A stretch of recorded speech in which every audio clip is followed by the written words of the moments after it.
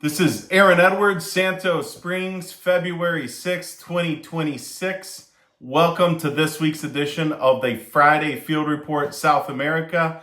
We're going to be covering a weather update. If you know from last week, there's a story that we need to get updated. We're going to be talking about their safrinha corn planting and soybean harvest progress. And then we're going to wrap up with a harebrained scenario, an extreme scenario to make a point just about supply and demand in the midst of this crazy week for soybeans. So let me go ahead and share the screen here and we will jump into it.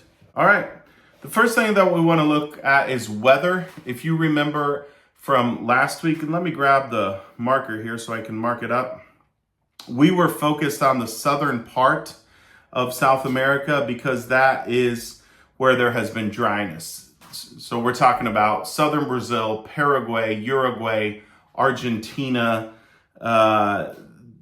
If we look over the last 7 days, Brazil did not get very much dryness.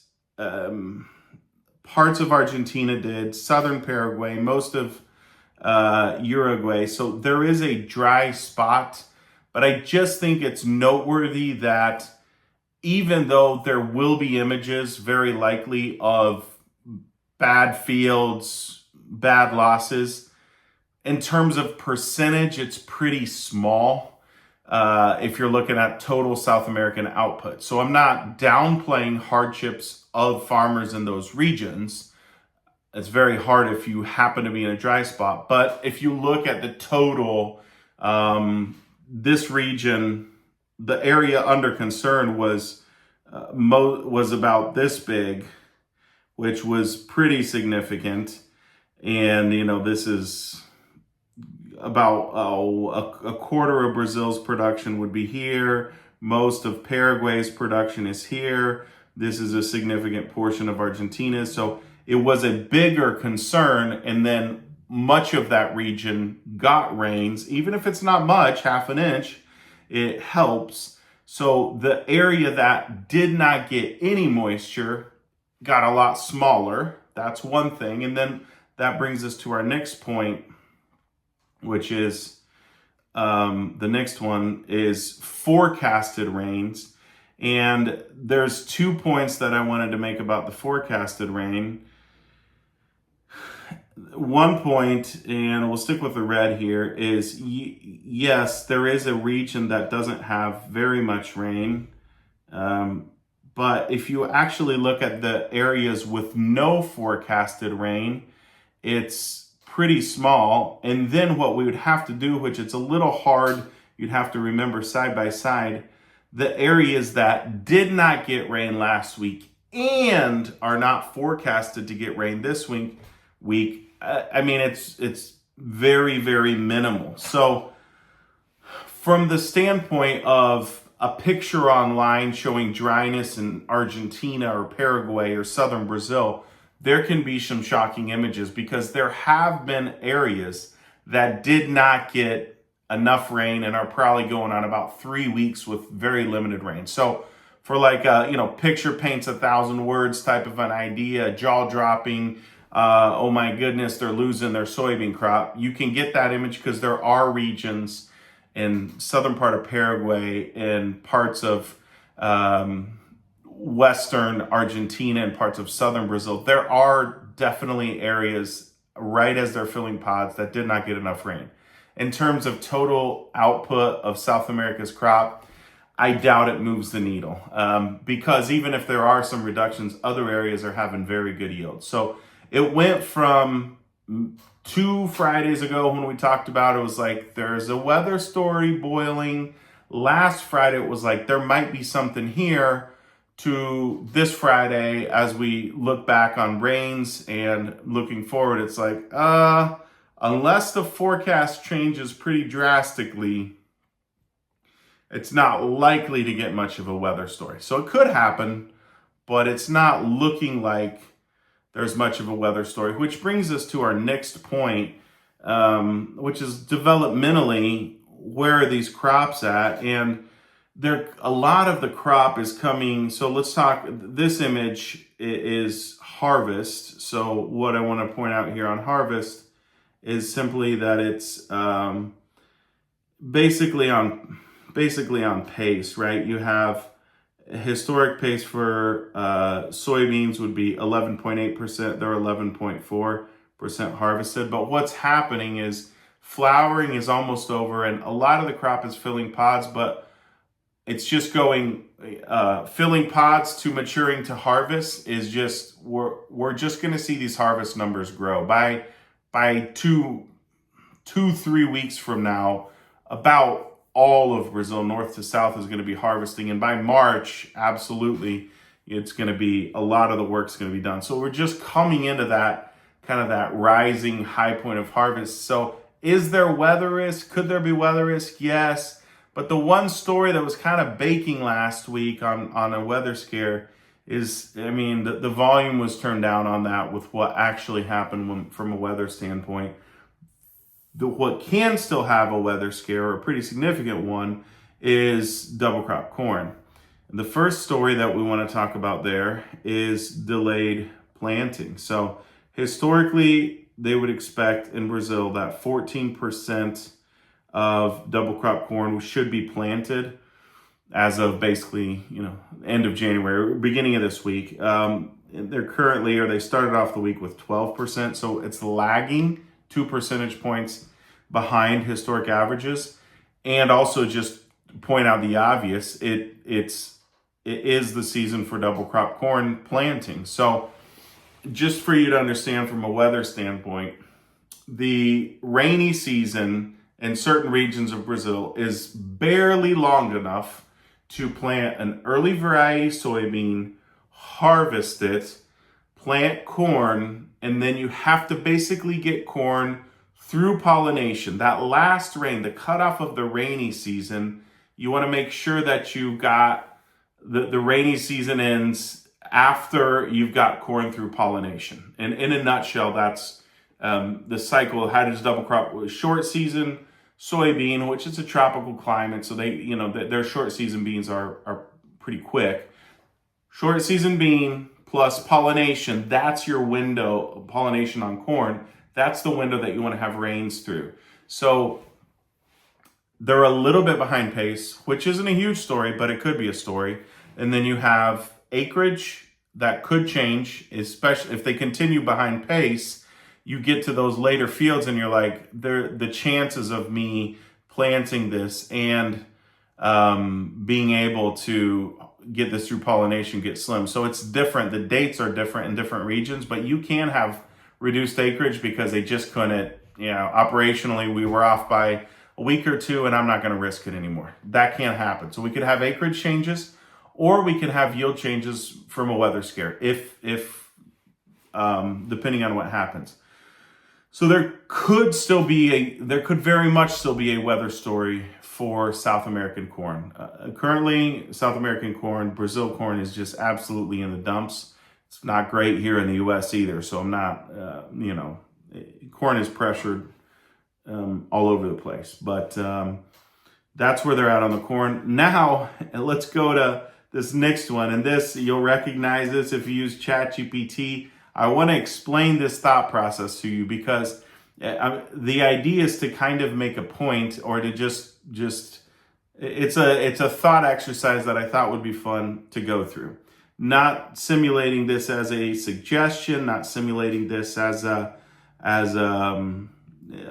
it's a thought exercise. So basically, Londrina, Paraná, I just picked that. That's a place that I lived as a kid. It's also not too far from the port of Paranaguá, so there's quite a bit of soybean production in Paraná, and it's not too far from the port, so it's relatively favorable in southern Brazil. And then Richmond, Indiana, that's where I was born. So that's just basically what I'm looking for is an arbitrary place in the middle of the soybeans in Brazil to an arbitrary place in the middle of soybean country in the U.S. That's basically what I'm looking at.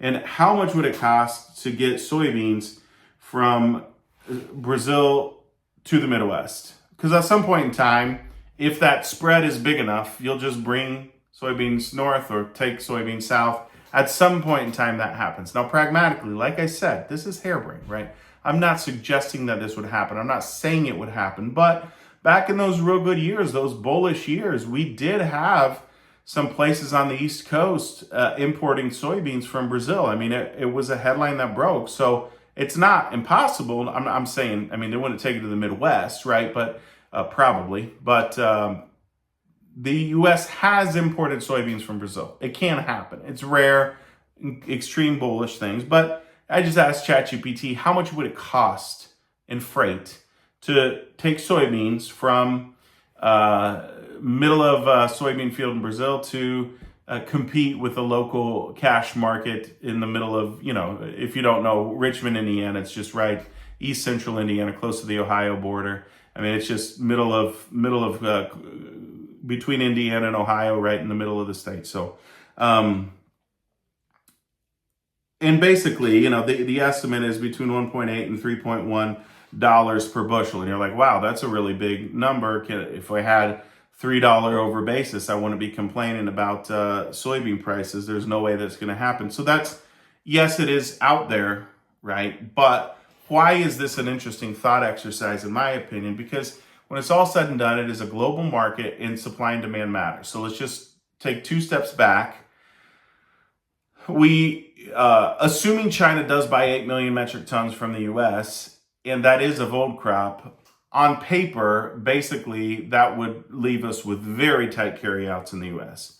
So if you zero out, I'm going to extreme cases, right? But if you zero out the carryout in the U.S., what would happen? Would we have tremendously bullish markets? And it's important, it's noteworthy to just say, listen, the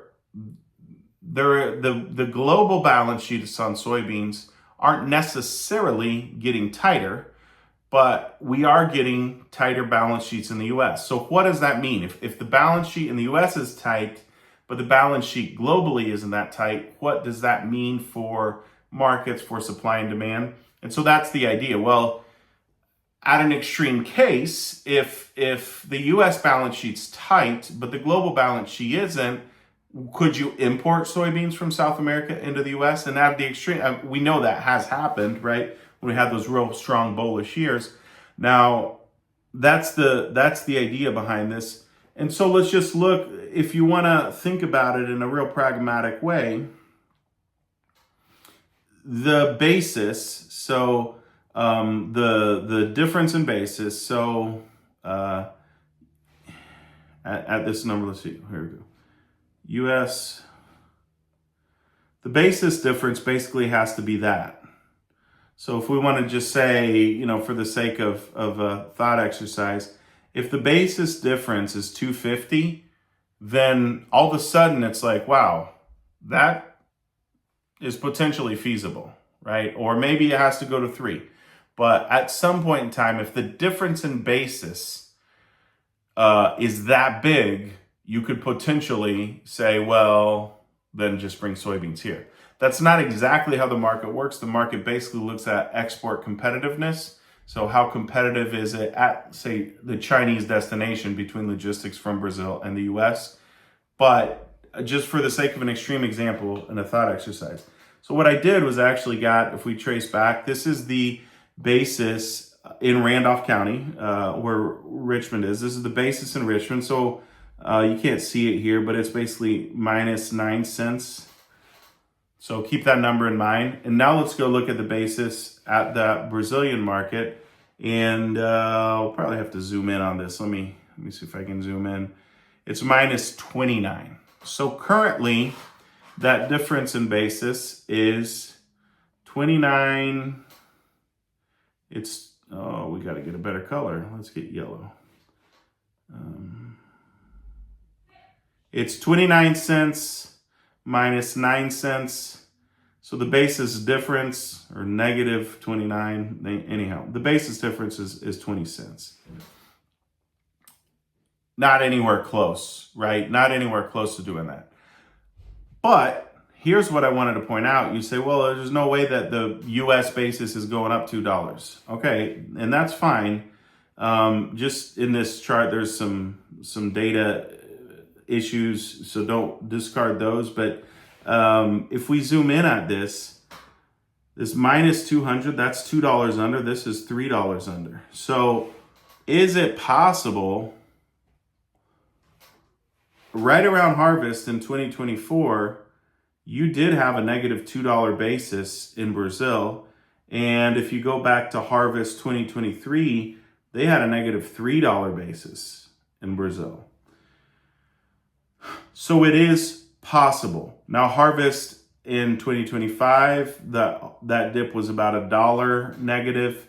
And so it's just, for me, it's just interesting.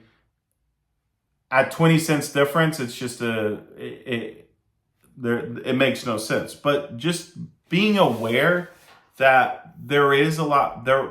This inventory of soybeans in Brazil is big, and their basis has at times gone very, very low. It's noteworthy. I thought it was an interesting thought exercise to consider. Now, on that note, and this is potentially very bullish for the U.S., in part, why is harvest? I mean, harvest is starting, so there could still be basis pressure. Why is there basis at 29 under and not at $3 under like it was in 2025 or even here in 2024? Why is that basis at those levels? And one thing that's important to know is just exchange rate. Their local price in Brazilian currency is very low to the point where farmers can't turn a profit because of exchange rate. So if that continues and we continue with a weak dollar, it actually favors the U.S. I mean, the things that I'm saying, if you think about it, there's a friendly story for U.S. soybeans that's developing. I mean, we've seen it in the market this week, right? But it's an interesting thought exercise. And as we come into next week with USDA reports, also CONAB reports, as we come into these balance sheet adjustments, and then we got the February, but then pretty soon we're going to be talking battle for acres and all of that stuff. As we come into this scenario, as of right now, even as the U.S. balance sheet gets tight, the global balance sheet still isn't all that tight, right? So how much of this will be a future story? How much of this will be a basis story? There's really a lot of moving pieces. And if you make that type of decision, if you have to decide on pricing your grain, just shoot me an email if you're looking for a little more help. I was talking to a customer, and we got a nice little pop this week on soybeans. Hey, should I be selling? And we talked about it. I mean, we already sold at better prices in November, so we're not rushing to sell right now. Now, hopefully we get a rally and we get some more work done. But if you're looking for help on making your grain marketing decisions, don't hesitate to shoot me an email, and we'll get you set up. Have a great weekend and a great next week. It should be a big one next week with the USDA report coming out on Tuesday, and I'll actually be at Top Producer. So if you're there, I'd love to shake your hand and meet you in person. Have a great rest of your day, great weekend, and next week's should be a doozy.